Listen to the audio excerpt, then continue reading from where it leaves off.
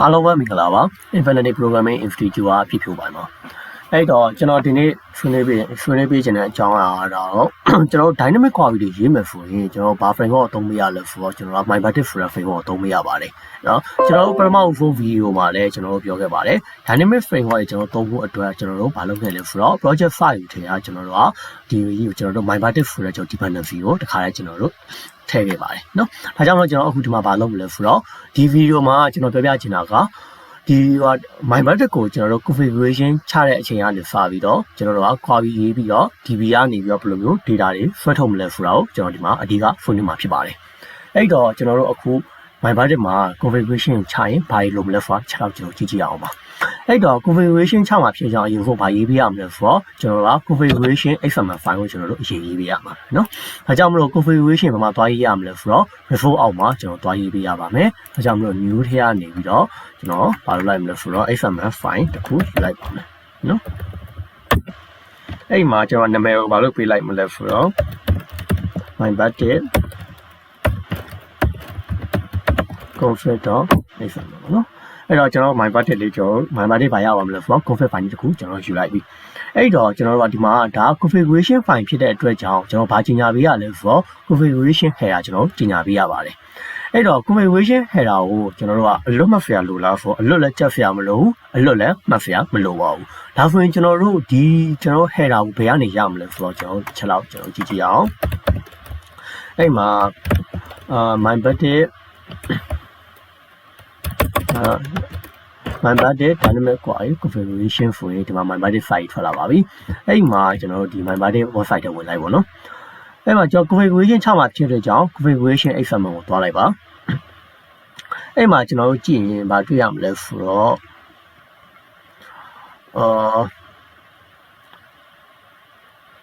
ကျွန်တော်တို့ဒီထဲမှာ configuration ချဖို့အတွက်ဆိုရင်ကျွန်တော်ဒီမှာ configuration ဒါတော့မပါဘူးเนาะမပါဆိုတော့ configuration ချဖို့ဆိုရင်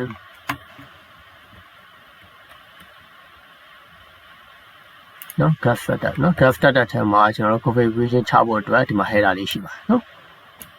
ဒီ header လေးကိုယူလိုက်ရပါမယ်เนาะ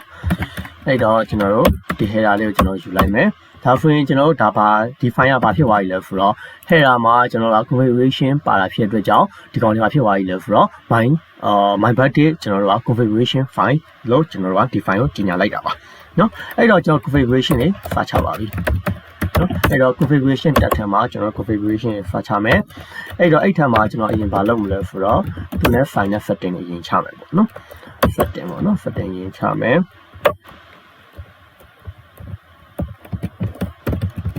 setting ထဲမှာ setting ပေါ့နော်အဲ့ setting ထဲမှာ name ကပထမဆုံးပါလဲဆိုတော့ math school to school grammar case နော် value ကကျွန်တော်ဗာပေးလိုက်မယ်ဆိုတော့ true အဲ့တော့ဒါဒီ setting ကိုကျွန်တော်ဘာလို့ချရလဲဆိုတော့ဒီမှာကျွန်တော်တို့ချထားတာက math and score to grammar case เนาะအဲ့တော့ဒီကောင်ချတာဘာလို့ဒါချပေးရလဲဆိုတော့ကျွန်တော်တို့က database မှာကျွန်တော်တို့ဥပမာပေါ့နော် customer name ဆိုပါဖို့ကျွန်တော် customer name ဆိုရင် customer underscore name နဲ့သွားတယ်အဲ့တော့ SQL မှာကျွန်တော်တို့ဆွဲထုတ်ရင်ကျွန်တော်ဗာလဲ start ဆိုပါဖို့ start customer name from customer table ပေါ့နော်ဒါဆိုရင်ကျွန်တော်တို့ကဒီကျွန်တော်တို့ Java ထဲမှာ model တွေရေးတဲ့အခါကျရင်ကျွန်တော်တို့ကဒီကောင်ဘယ်လိုရေးလဲဆိုတော့ဒီ field တွေကို customer name ဆိုပြီးတော့ကျွန်တော်တို့ကရေး Java မှာကျွန်တော်ဒီလိုရေးတယ်အဲ့တော့အဲ့နှစ်ခုကဘာဖြစ်လဲဆိုတော့ကျွန်တော်တို့ကအတူတူပါပဲဆိုပြီးတော့ကျွန်တော်ကဘာလုပ်တာလဲဆိုတော့ဒီမှာ setting ချပေးလိုက်တာပါ folder ကကျွန်တော် model ထဲမှာ customer name လို့သတ်မှတ်ပေးမယ်ကျွန်တော်တို့က database ကနေဆွဲထုတ်တဲ့အခါကျရင်လည်းဘာမှကျွန်တော်တို့ဒီက field နာမည်အတိုင်းပဲဆွဲထုတ်ရုံနဲ့ဒီကျွန်တော်တို့ query တွေကို auto သိရဆိုတော့ auto သိအောင်ကျွန်တော်တို့ကရေးပေးလိုက်တာเนาะအဲ့တော့နောက်တစ်ခုကကျတော့ဘာဖြစ်လဲဆိုတော့ကျွန်တော်မှတ်ပါလေးပါเนาะအဲ့တော့မပါထဲမှာမပါရှိမယ်အဲ့တော့ဒီမပါမှာကျွန်တော်တို့က resource ပေါ့နော်အဲ့တော့ဒီမပါပါလဲဆိုတော့မပါထဲကနေပြီးတော့ဟိုပေါ့employee mappa.xml နော် အဲ့တော့ဒါကဘာလို့ပြရလဲဆိုတော့ဒီ mapper ကသွားချိန်မဲ့ကောင်ပါသွားချိန်မဲ့ကောင်ဆိုတာကျွန်တော်တို့ကဒီ MyFU ရဲ့ query တွေကိုကျွန်တော် dynamic query ကိုသွား run မဲ့ကျွန်တော် file location ကိုကျွန်တော်ကချပေးလိုက်တာပါเนาะအဲ့တော့ဒီကျွန်တော်တို့သွား run မဲ့ dynamic query ကိုရေးမဲ့ file ပေါ့အဲ့ကောင်ကဘာမှရှိမှလဲဆိုတော့ mapper ထဲက mri mapper ဆိုတဲ့ file ဖြစ်ပါတယ်ဆိုပြီးတော့ကျွန်တော်တို့ကကြီးညာပေးလိုက်တာပါเนาะဒါဆိုရင်ကျွန်တော်တို့က mapper တစ်ခုဖောက်ပေးရမယ် mapper ဘာမှသွားဖောက်ပေးရမှာလဲဆိုတော့ကျွန်တော်တို့ကဒီကျွန်တော်တို့ mapper folder ထဲမှာ mri mapper ဆိုတဲ့ .xml ဆိုတဲ့ကောင်ကျွန်တော်ဖောက်ပေးရပါမယ်။အဲ့တော့သူကကြောက်ဘာမှဖောက်ပေးရလဲဆိုတော့ resource အောက်မှာပဲဖောက်ပေးရပါမယ်။အဲ့တော့ folder တစ်ခုအရေးယူလိုက်မယ်။ folder တစ်ခုအရေးယူလိုက်မယ်။အဲ့ folder မှာကျွန်တော်တို့က mapper လို့ပေးလိုက်မယ်။အဲ့ဒီထဲမှာခုနနာမည်ပေးထားတာကဘာလဲဆိုတော့ကျွန်တော်တို့က mri mapper.xml အဲ့တော့ကျွန်တော် xml file တစ်ခုယူမယ်။ mri mapper နော်အဲ့တော့ဒီမှာကျွန်တော် dynamic query ကတော့ပြင်ရေးရအောင်ပါเนาะအဲ့တော့ကျွန်တော်ဒီမှာ config တစ်ခုချပြီးသွားပြီဒါဆိုရင်ဒီ config ကိုကျွန်တော်တို့ကဒီ framework project သိအောင်ကျွန်တော်ဘာလုပ်ပြရသေးလဲဆိုတော့ application.property ထက်မှာလည်းကျွန်တော်တို့ကဒီကြောင်းသွားထည့်ပေးရပါတယ်เนาะအဲ့ဒါဘာထည့်ပေးရလဲဆိုတော့ my budget.config file ရဲ့လမ်းကြောင်းဘာလုပ်ပြရလဲဆိုတော့ကျွန်တော်တို့ကသွားထည့်ပေးရတာပါเนาะleft pad my budget config.xml နော်အဲ့တော့ဒီကောင်းလေးအကုန်လုံးကဒီ revo တော့ကျွန်တော်တို့က frv main java တော့နော်ဒီ file အကုန်လုံးကဘာလဲဆိုတော့ကျွန်တော်တို့အကုန်လုံးကို class pad လို့ခေါ်ပါတယ်အဲ့တော့ဒီကျွန်တော်တို့ config file ကဘာမှရှိရလဲဆိုတော့ my budget -config ဒီဘာမှရှိရလဲဆိုတော့ကျွန်တော်တို့ကဒီ revo အောက်မှာရှိရဖြစ်တဲ့အတွက်ကြောင့်မလုပ်ပြလိုက်တာလဲဆိုတော့ကျွန်တော်တို့က class pad ဗာလဲ my budget config.xml ဆိုပြီးတော့ framework ကဒီကျွန်တော်တို့ config လမ်းကြောင်းသိအောင်ဆိုပြီးတော့ကျွန်တော်ကဒီမှာကျွန်တော်ဗာလဲ application of property မှာကျွန်တော်တို့ config တစ်ချောင်းထည့်ပေးလိုက်တာပါเนาะ my budget လမ်းကြောင်းသိအောင်ကျွန်တော်ထည့်ပေးလိုက်တာပါเนาะအဲ့တော့ကျွန်တော်ဘာလုပ်ပြီးသွားပြီလဲဆိုတော့ကျွန်တော် my budget အတွက် config တစ်ချောင်းရေးပြီးသွားပြီပြောရရင်ဘာလုပ်လဲဆိုတော့ framework မှာကျွန်တော်ဒီ my budget file ကိုသိအောင်ကျွန်တော်ဘာလုပ်ပေးလိုက်တာလဲဆိုတော့ကျွန်တော်တို့က config တစ်ချောင်းကျွန်တော် application of property မှာကျွန်တော်ထည့်ပြီးသွားပြီအဲ့တော့ကျွန်တော်ဘာတွေဖတ်ရေးမလဲဆိုတော့ဒီထဲမှာကျွန်တော်က package တွေထပ်ဖောက်မယ်ပေါ့နော်ကျွန်တော် query တစ်ခုရေးပြီးတော့ကျွန်တော်က database data တွေကျွန်တော်က file ထုတ်ကြည့်မယ်နော်အဲ့တော့ထုံးစံတိုင်းကျွန်တော်ဒီမှာ package တွေထပ်ဖောက်မယ်တော့ controller ပြီးသွားပြီဆိုတော့ကျွန်တော်တို့ကservice တွေဖောက်မယ်ပြီးသွားရင်ကျွန်တော်တို့ကတော့ DAO နော် DAO ဒါကို file တွေကျွန်တော်ဖောက်မယ်ပြီးသွားရင်တော့တစ်ခုကmodel ဖောက်မယ်ပြီးသွားရင်ကျွန်တော်တို့ဘာဖောက်မလဲဆိုတော့ mapper ပဲဖောက်ပါမယ်အဲ့တော့ကျွန်တော်အရင်ဆုံးကျွန်တော် model လေးတစ်ခုဖောက်အောင်အဲ့တော့ class နော်အဲ့တော့ကျွန်တော်တို့ mri ပေါ့ mri model တစ်ခုကျွန်တော်ဖောက်လိုက်ပါမယ်အဲ့တော့ feed တွေကျွန်တော်ကြည့်ရအောင်ပါ feed တွေကကျွန်တော်ဘာတွေထည့်မလဲဆိုတော့ဒီ mri မှာ mri id name nrv file address department post qualification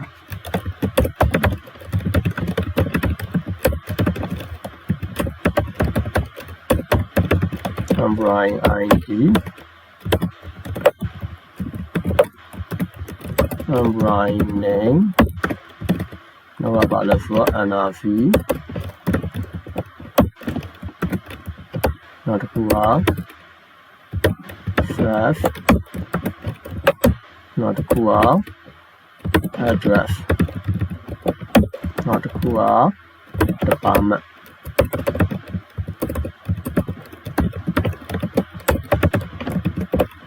နောက်တစ်ခုက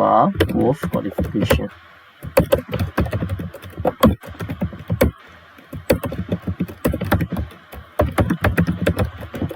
qualification အဲ့တော့ဒီကောင်ကိုကျွန်တော် kata fata ထွက်ရအောင်ပါနော်အဲ့တော့ again fourth ထဲက kata fata နော် select or generate နော်ဒါဆိုရင် kata fata ထွက်လာပါတယ်နော်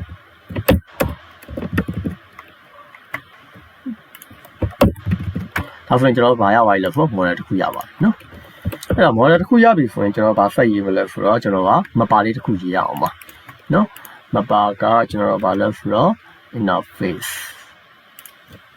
နော်ဒါပေမဲ့သူ့ရဲ့နာမည်ကျွန်တော်ဘာလို့ပေးမလဲဆိုတော့ mri mapper နော် mri mapper လို့ပေးလိုက်မယ် အဲ့တော့ဒီကောင်ကိုမပါမှန်းသိအောင်ဘာလုပ်ပြလိုက်တော့ဆိုတော့မပါ innovation ကျွန်တော်တို့တင်ပေးလိုက်ပါတယ်နော် innovation တင်လိုက်တယ်ဒီမှာကျွန်တော်ဒီမှာ method interface တစ်ခု method တစ်ခုကြည့်ရမယ်public နော် list နဲ့ပြမယ်နော် Brian fine Brian ဆိုတော့ method လေးတစ်ခုကျွန်တော်တို့ညာလိုက်ပါမယ်နော်အဲ့တော့ကျွန်တော်ဒီ mapper ကဘာဖြစ်လို့ဖောက်ပေးရလဲဆိုတော့ကျွန်တော်တို့ကဒါဝလေလှမ်းခေါ်တဲ့အခါကျရင်ကျွန်တော်ဒီ mapper ကိုလှမ်းခေါ်တာပါဒီ mapper ကိုလှမ်းခေါ်လိုက်တဲ့အချိန်ကျမှဒီ mapper ကနေရောဘယ်ကိုသွားလဲဆိုတော့ကျွန်တော်တို့ဒီ config ချထားတဲ့ကျွန်တော်ဒီ dynamic query တွေရေးထားတဲ့ XML file ကိုသွားပြီးတော့ဖတ်တယ်အဲ့တော့သွားဖတ်ပြီးတော့မှအဲ့ထဲကဒီထဲမှာရေးထားတဲ့ကျွန်တော် query တွေက run ပြီးတော့ DB ထဲက data ကိုသွားပြင်ရတာပါနော်ဒါကြောင့်မလို့ဘာလို့ပြရလဲဆိုတော့ကျွန်တော်တို့ကဒီကျွန်တော်တို့ dynamic query ကိုရေးထားတဲ့ XML file ကိုသွားပြီး read လုပ်ဖို့အတွက်ကျွန်တော်ဘာလို့ဖောက်ပြရလဲဆိုတော့ mapper interface လေးတခုကျွန်တော်တို့ကဖောက်ပြလိုက်တာပါနော်အဲ့တော့နောက်တစ်ခုကကျွန်တော်ဘာလုပ်မလဲဆိုတော့ကျွန်တော်တို့က interface တွေဖောက်မယ်sorry DAO လေးကျွန်တော်တို့ဖောက်ပါမယ်နော်info ကျွန်တော်တို့က interface ဖောက်မယ်Brian DAO နော် Brian ဖောက်မယ် interface ဖောက်ပြီးွားရင်သူ implementation လုပ်ဖို့အတွက် Brian DAO IMPR နော် interface ထည့်မယ် Brian DAO နော်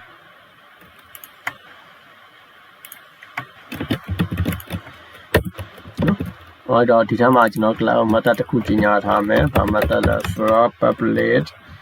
ကျွန်တော်တို့က list Brian fine Brian နော် fine Brian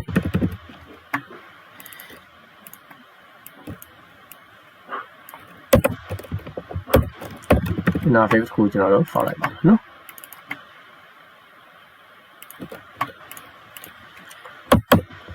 အဲ့တော့ကျွန်တော်တို့ကဒါကနေဘယ်လိုသွားခေါ်မှာလဲဆိုတော့ကျွန်တော်တို့ကမပါဘူးသွားခေါ်မှာ Amrai မပါကျွန်တော်သွားခေါ်မှာเนาะဒါကြောင့်မလို့ကျွန်တော် Amrai မပါဘာလို့ပြရမလဲဆိုတော့ကျွန်တော်တို့ကဒီမှာ inject ထုတ်ပြရပါမယ်เนาะ Amrai မပါကျွန်တော်တို့က Amrai မပါเนาะဒါကြောင့်မလို့ auto wire နဲ့ပြန်ခေါ်လိုက်မယ် auto wire เนาะအဲ့တော့ဒီ Amrai မပါထဲကဘာကိုသွားခေါ်မှာလဲဆိုတော့ကျွန်တော်ခုနကရေးထားတယ်ဗာလဲ file Amrai ဆိုတဲ့ကောင်ကျွန်တော်သွားခေါ်မှာပါเนาะအဲ့တော့ Amrai မပါ dot ဗာလဲ file Amrai เนาะအဲ့ကောင်ကျွန်တော်သွားခေါ်လိုက်ပါမယ်အဲ့တော့ဒါကိုပြီးသွားပြီဆိုတော့ကျွန်တော်ဗာရေးဖို့ကြံမလဲဆိုတော့ကျွန်တော်တို့က service ကိုကျွန်တော်ရေးပါမယ်เนาะ service ကိုရေးမယ်အဲ့တော့ info ကျွန်တော် service မှာလည်းထုံးစံတိုင်းပဲ interface ကိုရေးမယ်Amrai service sorry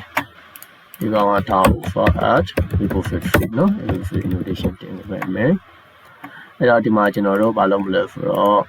interface တစ်ခုဖောက်မယ်ဘာအတွက်လဲဆိုတော့ Amrai service เนาะ Amrai service အဲ့ထမှာကျွန်တော်တို့ method တစ်ခုရေးထားမယ် public list Amrai fine Amrai ဆိုတော့ကျွန်တော် method တစ်ခုရေးထားပါမယ်เนาะပြီးသွားရင်သူ implement လုပ်မယ်ကျွန်တော်ဘာလုပ်မလဲဆိုတော့ class တွေတစ်ခုရေးပါမယ်เนาะAmrai service I am here Amrai เนาะAmrai service เนาะဒီကောင်ကိုကျွန်တော်တို့တစ်ခါလေး implement လုပ်လိုက်ပါမယ်เนาะဟုတ်ပြီဒီ service မှာကြတော့ဘယ်သူ့ကိုသွားခေါ်မှာလဲဆိုတော့ကျွန်တော်တို့က Amrai DAO ကိုသွားခေါ်မှာပါเนาะ Amrai DAO Amrai DAO เนาะပြန်ခေါ်ပါဆို add auto wire เนาะဒီကောင်က service ဖြစ်တဲ့အတွက်ကြောင့် service innovation ကျွန်တော်တို့တင်လိုက်ပါမယ်เนาะအဲ့တော့ကျွန်တော်တို့ဒီကနေပြီးတော့ဘာလုပ်မလဲဆိုတော့ကျွန်တော်ကဒါကိုထည့်ရဘာကိုခေါ်မလဲဆိုတော့ find Amrai from method ကိုကျွန်တော်တို့ခေါ်လိုက်ပါမယ်เนาะအဲ့ဒါပြီးရင်ကျွန်တော်ဗာရပြီဘာလို့ဒီမှာသွားရေးလို့ရပြီလဲဆိုတော့ controller ကနေကျွန်တော်တို့ service ကိုပြန်ခေါ်ပါမယ်เนาะအဲ့တော့ဒီမှာကျွန်တော် method တစ်ခုထည့်ရမယ်ဒါလေးကို copy ပို့လိုက်မယ်ကူးပြီးတော့ကျွန်တော်တို့ဒီမှာထားပါတော့ Amrai list ပေါ့နော်။ဒါပြင်တစ်ခုရေးလိုက်မယ် get ဒီမှာလဲ Amrai list ပေါ့နော်။ get Amrai list ပေါ့နော် minus တစ်ခုပေးလိုက်မယ်ပြီးွားရင်ကျွန်တော်တို့က controller မှာဘာလဲ for ဒီမှာတော့ right left ပါနော်ကောင်းပါလဲဆိုတော့ကျွန်တော်တို့ဒီ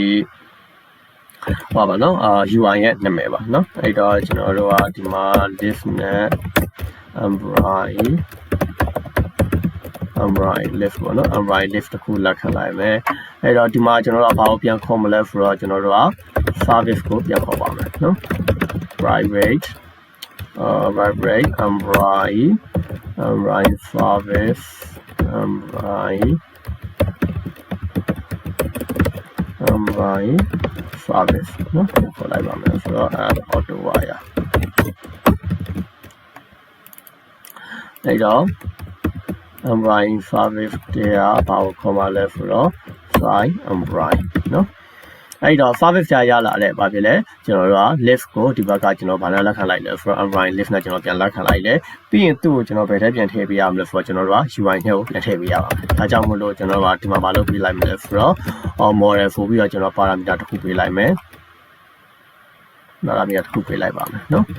ပြီးရင်ကျွန်တော်တို့က model.add attribute ကျွန်တော်ပါလဲ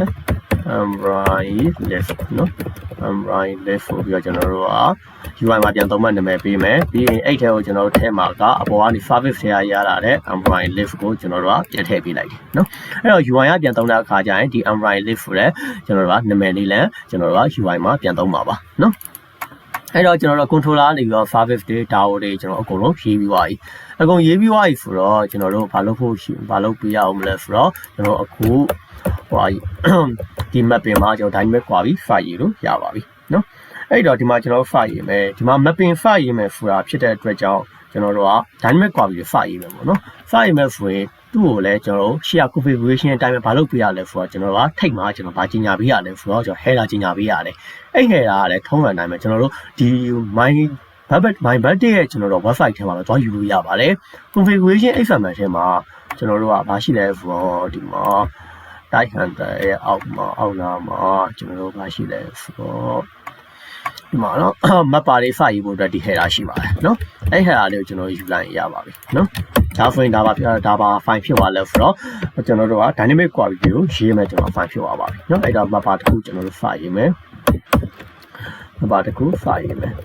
အဲ့မှာကျွန်တော်တို့အရင် form ဘာထည့်မလဲဆိုတော့ namespace ထည့်ပါမယ်ဘာဖြစ်လို့ namespace ထည့်ရလဲဆိုတော့ကျွန်တော်တို့ကဒီကျွန်တော်တို့ XML file နဲ့တွားချိန်မဲ့ mapper ကိုကျွန်တော်ကယူပေးရတာနော်ဒီကောင်ပေါ့ mapper ဒီ mapper ထဲမှာဘာရှိရလဲဆိုတော့ဒီ mapper ကနေပြီးတော့ကျွန်တော်တို့ကလမ်းခေါ်ပါနော် Android mapper ဆိုတဲ့ကျွန်တော်တို့ကဘာနဲ့တွားချိန်မှာလဲဆိုတော့ interface နဲ့ကျွန်တော်တို့ကတွားချိန်မှာပါ Android mapper ပါနော် Android mapper နဲ့တွားချိန်မှာပါနော်အဲ့တော့အဲ့ထဲမှာမှကျွန်တော်ဗာယူလို့ရပြီတော့ဆိုတော့ file ယူလို့ရပါပြီအဲ့ထဲမှာကျွန်တော်ဗာယူမလဲဆိုတော့ select ကို file ယူပါမယ်เนาะ data အရင် for ထုတ်မယ်ပေါ့အဲ့တော့ id ကဗာထည့်ပေးရမှာလဲဆိုတော့ကျွန်တော်တို့က find Android ဒီ find Android ကဗာလဲဆိုတော့ကျွန်တော်တို့ဒီ Android mapper နေပြီးခေါ်မဲ့ဗာလဲဆိုတော့ method ရဲ့ကျွန်တော်နာမည်ပါเนาะဒီ method ရဲ့ကျွန်တော်နာမည်ပါเนาะ id ဒီ method နာမည်နဲ့ဗာတူရမှာလဲဆိုတော့ကျွန်တော်တို့ဒီကောင်ရဲ့ select id နဲ့တွားပြီးတော့တူရပါမယ်နော်ပြီးရင် result type ကဘာလုပ်ရမှာလဲဆိုတော့ကျွန်တော်တို့ဒီဆွဲထုတ်လိုက်တဲ့ query ဆွဲထုတ်လိုက်တဲ့အခါမှာထွက်လာတဲ့ data ကိုပြန်လက်ခံဖို့အတွက်ပါနော်အဲ့တော့ဘာနဲ့ပြန်လက်ခံမှာလဲဆိုတော့ကျွန်တော်တို့က model နဲ့ပြန်လက်ခံမှာဒါကြောင့်မလို့ဗာထည့်လဲဆိုတော့ဒီ model ထဲက model package ထဲကဘာလဲဆိုတော့ Android ဆိုတဲ့ model နဲ့ပြန်လက်ခံမလို့သူကကြီးညာလိုက်တာပါနော်အဲ့တော့ဟုတ်ပြီဒါဆိုရင်ဒါပြီးသွားပြီဆိုရင်ကျွန်တော်ဒီထဲမှာဗာရေးလို့ရပြီလဲဆိုတော့ကျွန်တော်တို့က select quality ရေးလို့ရပါပြီနော်အဲ့တော့ select star from Android နော် Android ကနေပြီးတော့ကျွန်တော် select star from နဲ့ကျွန်တော် photo လိုက်ပါပြီနော်အဲ့တော့ပြီးပြီ အဲ့ဒါဆိုရင်ကျွန်တော်တို့ဒီမှာ config ချတာလေးမပါရင်ကျွန်တော်တို့အကုန်လုံးရေးပြီးသွားပါပြီเนาะအဲ့တော့ရေးပြီးသွားပြီဆိုရင်ကျွန်တော်ဘာလုပ်ဖို့ကြံမလဲဆိုတော့ကျွန်တော် UI တစ်ခုထည့်ရေးဖို့လိုပါတယ်အဲ့တော့ UI မှာကျွန်တော်ဘာလုပ်မလဲဆိုတော့ကျွန်တော်တို့ကindex ကနေကျွန်တော်ဘာလုပ်လိုက်မလဲဆိုတော့ကျွန်တော်တို့အခုဘာပို့လိုက်မလဲဆိုတော့ဟိုပါကျွန်တော်တို့ဒီ Android list ကို file ထုတ်တဲ့ကျွန်တော် link တွေတစ်ခုရေးလိုက်မယ်เนาะ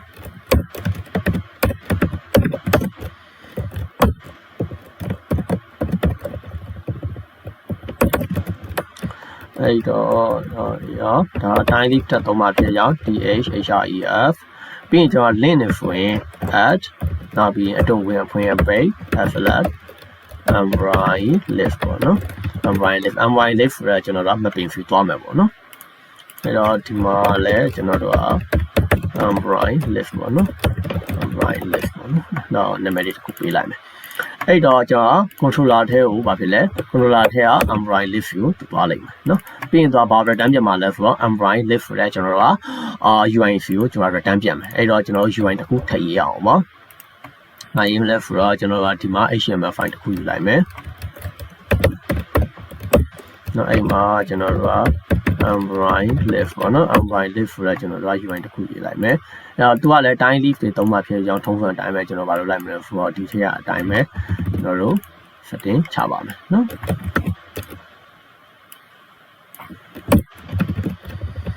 အဲ့တော့ကျွန်တော် body ထဲမှာဘာလုပ်မလဲဆိုတော့ခုနက database ကနေ file ထုတ်ထားတဲ့အကောင်တွေကိုကျွန်တော်တို့ကဘာလုပ်မလဲဆိုတော့ကျွန်တော်တို့ဘာလုပ်ပါမယ်နော် setting မှာ setting ချပါမယ်နော် DIV တစ်ခုယူလိုက်မယ်နော် DIV တစ်ခုယူလိုက်ပါမယ်နော်ပြီးရင်အဲ့မှာကျွန်တော် account နဲ့အရင်တက်လိုက်မယ်Android list ပေါ့နော် account နဲ့တစ်ခုထည့်လိုက်မယ်ပြီးသွားရင်ကျွန်တော်တို့ကဘာလုပ်မလဲဆိုတော့ table တစ်ခုစောက်ပါမယ်နော် table တစ်ခုစောက်မယ် table ကိုပေါ်တာပေးလိုက်မယ်ပေါ်တာဘယ်လောက်လဲ1လောက်ပဲကျွန်တော်ထားလိုက်မယ်ပေါ့နော်ပြီးရင်ကျွန်တော်ဘာလုပ်မလဲဆိုတော့အဲ့ထဲမှာ TR တစ်ခုပေးပါမယ်နော် TR အဲ့တော့အဲ့ TR ကကျွန်တော်ဘာလုပ်မှာလဲဆိုတော့ဟိုကျွန်တော်တို့ controller ဘက်ကနေလာတဲ့ list ကိုကျွန်တော်ကဒီမှာဘာလုပ်မှာလဲဆိုတော့ loop ပတ်ပြီးတော့ကျွန်တော်တို့ကဘာလဲဆိုတော့ကျွန်တော် loop ပတ်ပြီးတော့ကျွန်တော်ကဒီ row တွေရိုက်ထုတ်မှာပါဒါကြောင့်မလို့ th each နဲ့ကျွန်တော်တို့ရေးပေးရပါတယ်ပြီးရင် th each ထဲမှာကျွန်တော်တို့က each ကတနည်းအားဖြင့်ဘာလဲဆိုတော့ for each ပေါ့နော် for each ရဲ့ each လို့ကျွန်တော်သတ်မှတ်လိုက်ရပါတယ်နော်အဲ့ဒီထဲမှာကျွန်တော်ဘာလုပ်မလဲဆိုတော့ဟိုဘက်ကနေပြီးတော့ controller ဘက်ကလာတဲ့ကောင်ကဘာလဲဆိုတော့ကျွန်တော်တို့က Android list ပါနော်အဲ့တော့ကျွန်တော်တို့က Android list ဆိုတော့ကျွန်တော် for each နဲ့ looping ပတ်သက်ပုံစံတူပါပဲနော်အဲ့တော့ Android full column ဟိုဘက်ကလာတဲ့ object ကိုကျွန်တော်ပြန်လက်ခံမယ်ဆိုရင်ဘာနဲ့လက်ခံပေးရလဲဆိုတော့ကျွန်တော်တို့က$5အတုံးဝင်အဖွင့်အပိတ်အဲ့ထဲမှာကျွန်တော်တို့က Android list နော်ဟိုဘက်ကကျွန်တော်တို့ object နာမည်နော် list ရဲ့နာမည်ကိုကျွန်တော်ပြန်ထည့်ပေးရပါကျွန်တော်ဒီမှာ Android list နဲ့ပို့ပေးလိုက်တာလေအဲ့ဒါဆိုရင်ကျွန်တော်ဒီ UI ဘက်မှာလည်းဘယ်လိုပြန်ဖမ်းပေးရလဲဆိုတော့ Android list နဲ့ပြန်ဖမ်းပေးရပါတယ်နော်ကျွန်တော် for each ရဲ့ loop ပုံစံနဲ့အတူတူပါပဲနော်အဲ့တော့ကျွန်တော်ဒါရပြီဆိုရင်ကျွန်တော်ဘာလုပ်လို့ရပြီလဲဆိုတော့ကျွန်တော်တို့ကဒီloop ပတ်ပြီးတော့ရလာတဲ့ value တွေကိုကျွန်တော်လာ column နဲ့အနေနဲ့ကျွန်တော်ပြင်ရိုက်ထုတ်မှာဒါကြောင့်မလို့ကျွန်တော်တို့ကဒီတစ်ခုရေးပေးပါမယ်ဒီမှာကျွန်တော်တို့က value တွေပေါ့နော်ဒီ value တွေက th Unicode tab ပေါ့နော် th tab ပေါ့အဲ့ tab မှာကျွန်တော်တို့ကဘယ်အကောင်တွေကိုယူမှာလဲဆိုတော့ဒီကျွန်တော်တို့ loop ပတ်လိုက်တဲ့ Android ထဲက value တွေပြန်ယူမှာပါဒါကြောင့်မလို့ဘာဖြစ်လဲဆိုတော့ဒီ value က fee တွေထဲက value ယူမယ်ဆိုရင်$5ကျွန်တော်ကအတုံးဝင်ပိတ်နော်အဲ့မှာကျွန်တော်တို့က Android ထဲကဘာကိုယူမှာလဲဆိုတော့ Android ID နော် Android ID ကိုကျွန်တော်တို့ယူပါမယ်နော် Android ID အဲ့တော့ Android ID ကဖူးပေါင်း model ထဲမှာဘယ်နှခုရှိမလဲဆိုတော့1 2 3 4 5 6 9 8ခုရှိအဲ့တော့ဒီမှာလည်းဘယ်နှကြောင်းဖြစ်သွားမလဲဆိုတော့ဒီကအလုံးပေါင်း8ကြောင်းဖြစ်သွားပါမယ်အဲ့တော့ဒီ Android ဒီ object တစ်ခုပါဒီနောက်က Android ID ကကြောင့်ဘာနဲ့သွားတူသွားမှာလဲဆိုတော့ကျွန်တော် model ထဲမှာသတ်မှတ်ထားတဲ့ဒီ Android ID Android name တိုင်းနဲ့သွားတူသွားမှာပါနော်အဲ့တော့ Android name နောက်တစ်ခုကဘာလဲဆိုတော့NRCနောက်တစ်ခုကဘာလဲဆိုတော့ flat address အဲ့တော့ FAF address address ရနောက်တစ်ခုကဘာလဲဆိုတော့ department post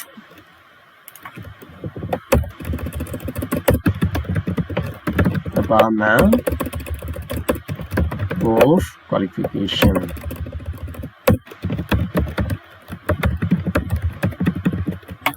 နော်အဲ့တော့ကျွန်တော်တို့ run ကြည့်အောင်နော်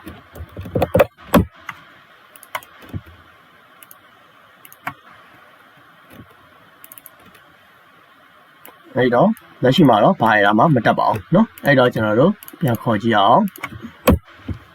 เนาะ I'm right live ကျွန်တော်မှမှန်ကန်ကန်လေးကျွန်တော်တို့အကုန်ထွက်လာပါပြီเนาะအဲ့တော့ video ကတော့ကျွန်တော်တို့ configuration နဲ့ကျွန်တော်တို့က query တစ်ခုရေးပြီးတော့ file ထုတ်တဲ့အထိကျွန်တော်ပြောရဖြစ်တဲ့အတွက်ကြောင့် video ကနည်းနည်းရှည်သွားပါတယ်အခုထိကျွန်တော်တို့ကြည့်ပေးတဲ့အတွက်လည်းကျွန်တော်ကျေးဇူးအများကြီးတင်ပါတယ်အဲ့တော့နောက်ထပ် video တွေမှာကျွန်တော်ကဘာကိုထပ်ပြောပြပါမလဲဆိုတော့အခုက file တစ်ခုတည်းပါပြီးမှကျွန်တော်တို့က FIUD အပြည့်အစုံပြပြမှာဖြစ်တယ်လို့ကျွန်တော် dynamic query တွေရေးတဲ့နောက်ထပ် dynamic query ရေးတဲ့အကြောင်းလည်းကျွန်တော်ထပ်ပြောပြမယ်ပြီးရင် join table တွေချိန်တဲ့အကြောင်းလည်းကျွန်တော်ထပ်ပြီးပြောပြပေးပါမယ်နော်ဒါကြောင့်မလို့ဘာဖြစ်လဲဆိုတော့ကျွန်တော်တို့ကနောက် video ကိုလည်းဒီ video နဲ့ဆက်ပြီးတော့ search ကြည့်ဖို့ကျွန်တော်မြေလာရက်ခံပါတယ်